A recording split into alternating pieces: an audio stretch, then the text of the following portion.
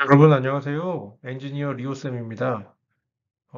사람들 보면 화학공학과를 나오면 무슨 일을 하는지 되게 궁금해하는 사람이 많아요. 화학공학과를 다니고 있는 사람도 내가 나중에 무슨 일을 하게 되지? 이런 일에 대해서 잘 모르는 사람이 있고, 심지어는 화학공학과를 졸업했는데도 무슨 일을 하는지 잘 모르는 경우도 많이 있어서 오늘 한번 화학공학 엔지니어의 역할에 대해서 한번 정리를 해보도록 하겠습니다. 화학공학 엔지니어는 다양한 분야에서 중요한 역할을 합니다. 설계, 생산, R&D 분야에서 화학 공정 및 장비의 최적화를 위해서 항상 노력하고 새로운 기술 개발에도 앞장을 서고 있습니다. 자, 여기 그림에는 한번 뭐 약간 실험실에서 뭔가 R&D를 실험도 하면서 데이터를 정리하는 엔지니어의 모습이 그려져 있네요. 자, 크게는 다시 앞 페이지로 아, 여기서 바로 그냥 시작하겠습니다. 크게는 설계 업무와 생산 업무, 그리고 R&D 업무가 있습니다. 그래서 그중에서 먼저 설계 업무부터 알아볼게요. 화학공학 엔지니어는 기본적으로 고정장치류도 설계를 합니다. 증류탑, 반응기 등의 고정장치 이런 규모와 구조를 결정을 하고요. 그 다음에 회전기계류, 펌프, 압축기 등의 이제 회전하는 그런 기계의 장비의 사양을 또 설계를 합니다. 그리고 공정에 필요한 배관, 파이프라인이나 계측기의 배치, 규격 같은 걸 정하고요. 이런 것을 하는 회사들이 보통 엔지니어링 회사들이 있고, 국내에도 있고, 국내에서는 주로 디테일 엔지니어링, 상세 설계를 하는 회사들이 많이 있고요.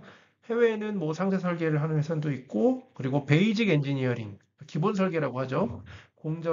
화학 공정의 기본 컨셉을 결정하는 그런 엔지니어링을 하는 베이직 엔지니어링이라는 게 있습니다. 그걸 하는 회사들이 있습니다. 자, 설계 업무는 이렇게 간단히 보고 넘어가겠고요. 그 다음에 두 번째가 이제 생산 업무, 화학공학 엔지니어가 생산 업무를 하게 되는 경우가 있습니다. 주로 이제 공정 운전 변수를 조절하거나 공정 운전에 대한 내용을 조절하거나 품질을 관리하고 또 문제 해결을 하고 이런 일들을 합니다. 이 말고도 굉장히 많은 일들을 하는데 제가 오늘은 짧은 시간 안에 요약적으로 말씀을 드리니까 긴 설명은 나중에 하도록 하고요. 대표적인 것들만 보겠습니다. 공정의 유량, 온도, 압력 등의 이런 공정 변수죠. 오퍼레이션 베리어블을 최적화를 시켜서 원하는 제품을 제때 적기에 생산을 하는 역할을 하고요.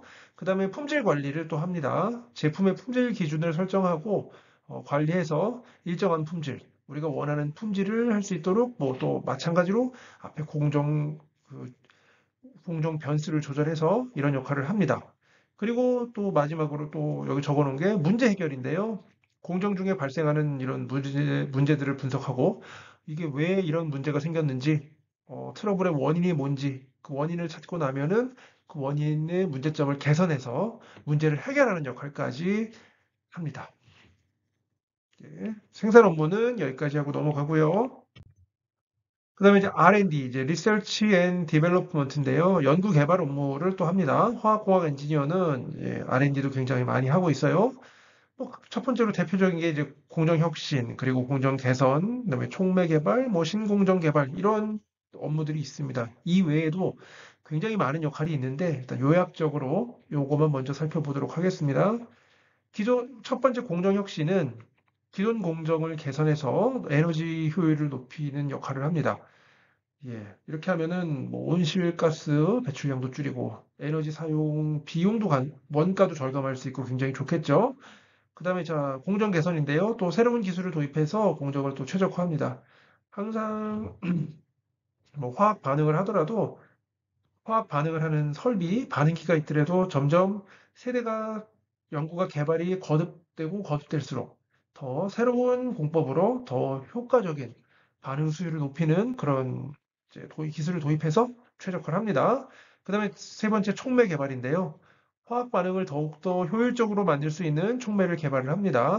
이런 촉매를 개발해서 어, 또 우리 그런 것을 개발해서 공정을 또 개선해 나가고 또 운전 비용을 낮추고 또 수율을 높이는 그런 역할을 합니다. 그다음에 신공정 개발인데요. 에너지 절감형 신공정을 고안해서 생산성 향상을 추구하는 그런 역할을 합니다. 이렇게 일단 크게 세 가지, 처음에 말씀드렸던 이제 엔지니어링 그 설계 업무죠. 설계 업무, 그다음에 생산 업무, 그다음에 R&D 이제 연구 개발 업무 이렇게 크게 봤고요. 또 부수적인 걸 살펴본다면 일단은 뭐 대표적인 것이 화학공학의 대표적인 것이 정유하고 석유화학 공정입니다. 정유 공장은 이제 원유 정제하는 건데요. 원유를 증류, 그다음에 분해, 추출 등의 공정을 통해서 다양한 석유 제품을 이제 생산을 합니다. 음, 기본적으로 원유 이제 크루드 오일이라고 하는데 걔를 끓여가지고 거기서 뭐 제일 가벼운 가스 성분 LPG 가스부터 분리하기 시작해서 뭐 가솔린, 뭐 등유, 경유, 중유, 뭐 그다음에 뭐 아스팔트 뭐 이런 것들 분리해내는 것들이고요. 그게 이제 가장 좀 컨벤셔널한 가장 뭐 전통적인 방식의 정유고 지금은 뭐 그 외에도 정유 공정이 어마어마하게 업그레이드가 돼가지고 뭐 하이드로 크래킹, 하이드로 틸팅 등이 이제 그런 기술들이 접목이 돼서 굉장히 많은 어, 다양한 방법으로 원유 정제를 하고 있습니다. 그리고 이제 또 석유화학 공정인데요. 그 정제된 석유 원료 대표적인 게 납사죠. 납사를 이용해서 이제 뭐 납사를 크래킹을 하고 또는 리포밍을 하고 거기서 나오는 또 유분을 가지고 뭐 중합을 해서 폴리머리제이션을 해서 뭐 폴리머 만들고 플라스틱 만들고 뭐 섬유도 만들고 고무도 만들고 등등등등 정말 많은 화학 공정. 여기서 석유를 통해서 나오는 화학 물질의 종류는 정말 수도 없이 많습니다.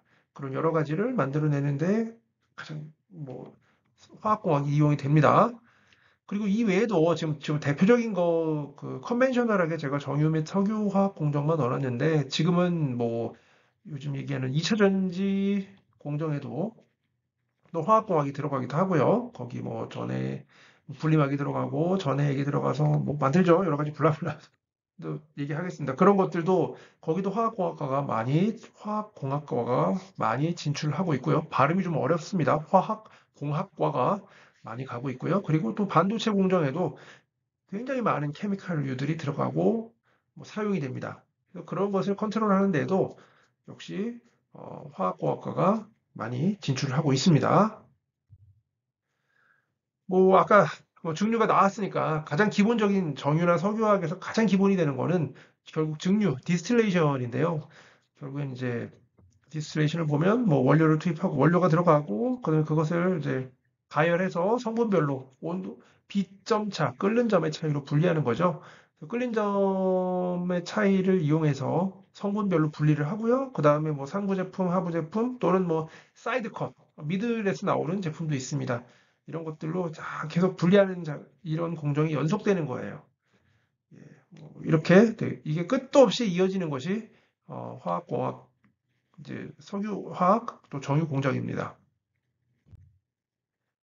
그래서 이제 화학공학 엔지니어에 이제 필요한 역량들을 한번 정리해 봤는데요. 일단 첫 번째로는 수학 및 과학 지식이 필요합니다. 그리고 두 번째로 전산 활용 능력 필요해요. 그다음에 문제 해결 능력 필요하고 그다음에 협업 능력도 역시 필요합니다. 뭐 각각을 살펴보면 이제 수학 및 과학 지식은 화학, 물리, 수학 등의 이제 기초 과학 지식이 필수적이고요. 그다음에 이제 전산 활용 능력은 이제 공정 시뮬레이션 및 제어 시스템 운영이 이제 중요한데요. 이제 첫 번째로는 뭐 시뮬레이션은 이제 뭐 아스펜, 하이시스, 뭐 그다음에 뭐 유니심 등등 여러 가지 시뮬레이션 프로그램이 있고 또 그게 아니더라도 DCS의 뭐 여러 가지 뭐 프로그램을 뭐 코딩한다든지 뭐 이런 능력도 뭐 저는 잘 거기까지는 잘 못하지만 그걸 잘하는 엔지니어들도 많이 있습니다.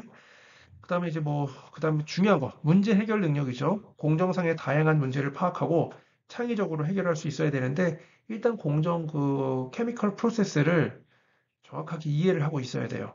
그걸 이해하고 있으면 뭔가 문제가 발생했을 때 이 문제의 원인을 파악하는데 뭐 도움이 됩니다. 예를 들면 제품에 이상하게 수분이 기준치보다 많이 나와요. 그러면 이게 뭐가 문제일까? 그러면 이 화학 공정에서 앞부분에 뭐 뭔가 수분을 제거하는 건조 공정에 문제가 있거나 아니면 그 앞에 분리하는 과정에서 뭐 물이 잘못 유입이 됐거나 아니면 그 공정 설비에 결함이 생겨서 스팀 열 교환기를 열만 교환해야 되는데 거기에 뭔가 피놀이 생겨서 그 열원만 공급해주는 그 스팀이 공정으로 뚫고 들어온 것은 아닌지 뭐 이런 분석을 할 수 있어야 돼요. 그래서 그런 원인을 일단 찾는 게 가장 중요하고요. 그 원인을 갖고 원인이 나왔으면 그에 따른 이제 해결책은 구하기가 쉽습니다. 아무튼 이런 문제 해결 능력이 필요하고요. 그 다음에 협업 능력인데요.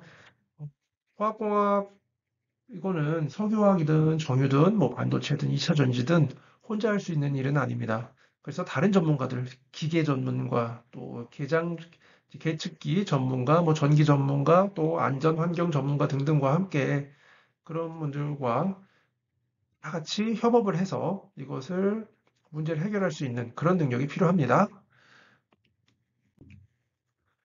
뭐 화학공학 에너지 엔지니어의 뭐 앞으로 전망은 어쨌든 뭐 정유 석유화학도 지속적인 수요가 인구가 늘면서 증가하겠죠. 지금 조금 비수기입니다. 지난 2010년, 2015년부터 2020년까지 어마어마하게 수요가 증가하고 공급이 못 따라갔는데 지금은 잠시 그래서 석유화학 공급이 많이 늘어났어요. 너무 많이 늘어나다 보니까 지금은 조금 수요 증가가 둔화되긴 했는데 그래도 장기적으로는 인구가 늘어나면서 우상향합니다. 그 다음에 뭐 바이오 연료 바이오 연료도 지금 신성장 동력으로 부상하고 있고요. 뭐 신소재 개발, 또 환경 보호 이런 것들 이런 다방면으로 화학공학 엔지니어들은 진출을 하게 될 것이고요. 지금도 뭐 많은 부분에서 활약을 하고 있습니다. 자, 오늘 이렇게 화학공학 엔지니어, 뭐 케미칼 엔지니어라고도 하고 그리고 어, 결국 화학공학과를 나오면 어떤 일을 하는지 한번 이제 살펴봤고요. 그 살펴보는 시간을 가졌고 이것이 뭐 화학공학을 전공하고 있는 학생이나 또는 뭐 이제 졸업을 준비하고 있는 학생이나 뭐 많은 분들께 도움이 되셨으면 좋겠습니다. 오늘 영상이 도움이 되셨다면 구독과 좋아요, 알림 설정 부탁드리겠습니다. 감사합니다.